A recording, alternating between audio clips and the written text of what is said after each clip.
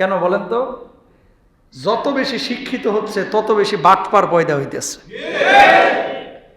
আগে মূর্খ সূর্খ ছিল, খেদমত বেশি করত, এখন শিক্ষিত চোর বেশি। বিচার হয় সিসকা চোরের, আর যেটা মনে করেন আসলে এলিভেটেড এক্সপ্রেসওয়ের পিলার খাইতেছে এটার বিচার হইতেছে না। কথা ছিল 26 সালে শেষ হবে, এখন শুনতেছে 30 সালেও হওয়ার সম্ভাবনা নাই, আরো 2-4 বছর বাড়তে পারে। ছিল হচ্ছে 12-13 হাজার কোটি টাকায় শেষ হয়ে যাবে, এরপরে এখন 1 লাফে 26,000 কোটি টাকা নিয়ে গেছে। কত হাজার? 26,000 কোটি টাকা। পৃথিবীর ইতিহাসে এরকম নজির পাওয়া যায় না, এমন এমন বিষয় এই বাংলার জমিনে দেখা যায়। কথা বলেন ঠিক কিনা? এদের বিচার কেউ করতে পারে না, এদেরকে কেউ মুখোমুখি করতে পারে না, কারণ এদের হাত অনেক লম্বা, এদের হাত অনেক লম্বা। বিচার হয় সিসকে চোর গুলার, সিসকে চোর।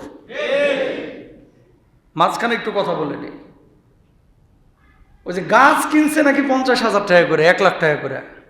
জিয়া বিমানবন্দরের ওই যে সামনে যে নতুন টার্মিনাল, একটা ছোট গাছ যেগুলোর দাম 500-700 টাকা, এগুলো কিনছে নাকি 50,000 টাকা করে। তো যারা এই কাজগুলো করছে, আপনি মনে করেন না হুজুরের মতো এরা মূর্খ।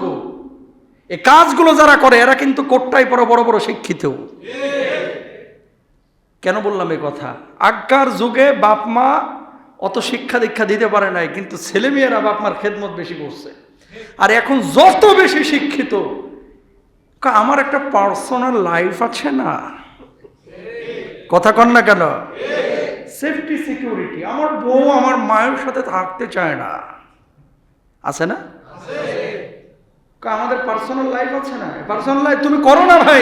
তোমার বাপ মা আধা হাত পেটের মধ্যে তোমার মা তোমার জায়গা দিয়েছে, আর তোমার 6 তলা বিল্ডিং এ তোমার বুড়া মার তোমার বাপের জায়গা হইতেছে না। তোমার মা তো সেদিন সেফটির চিন্তা করে নাই, তোমার বাপটা তো সেদিন রিক্সা চালিয়েছে। এলাকায় অনেক মানুষ আছে আগে রিক্সা চালিয়েছে, এখন বাড়িওয়ালা। কই সেদিন তো তোমারে ফেলাইয়া দেওয়া যায় নাই, আজকে কেন ফেলাইয়া দিচ্ছ? তোমার চাইতে গাদ্দার বেঈমান এই গোটা জামগড়ায় একটাও নাই। কিভাবে কল্পনা করো নামাজ পড়ে খালি জান্নাতে যাইবা?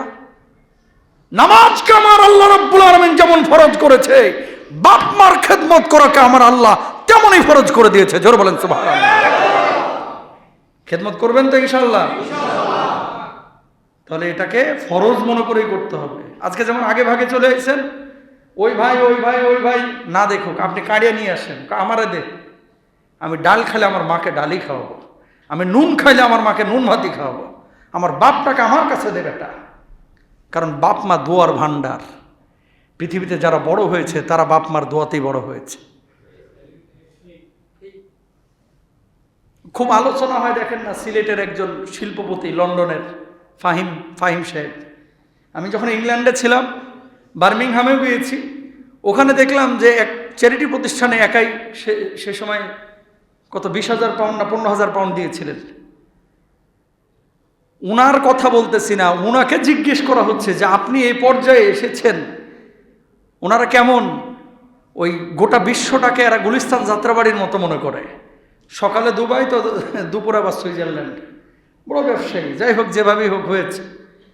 জিজ্ঞেস করতেছে কি কারণে, কোন কারণে আল্লাহ তাআলা এত বড় করলেন আপনারা। উনি আবার আলেম ফ্যামিলির মানুষ, ওনার মামা টামা সব বড় আলেম।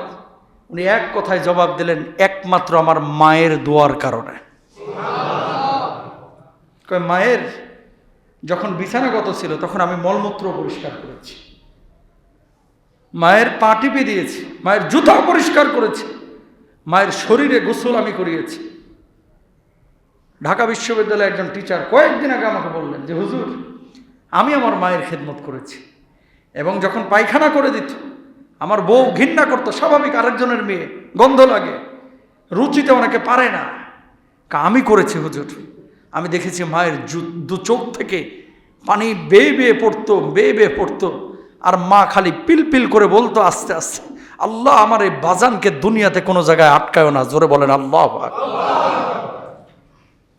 তো বাপ মা এত দামি সম্পদ, এটা আমার কথা না। এই যে 23 এবং 24 নম্বর আয়াতে আল্লাহ নিজে বলছেন, যিনি বলেছেন তিনি কে? আল্লাহ। আরো জোরে বলেন তিনি কে?